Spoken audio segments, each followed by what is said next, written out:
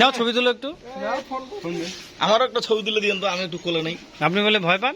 ভয় লাগতো কিন্তু আপনি যেহেতু নেই।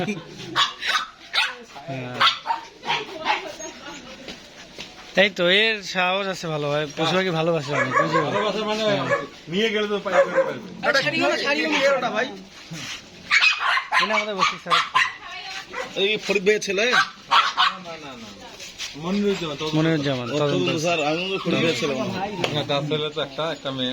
ওনার একটা ছেলে একটা মেয়ে। ফরিদ ভাই আমাকে চিনা হবে। ওনার আব্বার নাম কি বললো? মনিরুজ্জামান।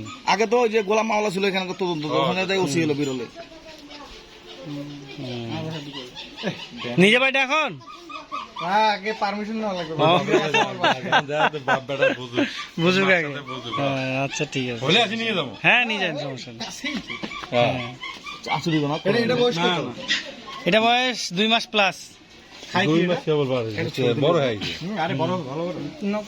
আরো যদি নিজে খাওয়ান না আরো জানবো ছেলে না মেয়ে? এটা ছেলে না মেয়ে রে?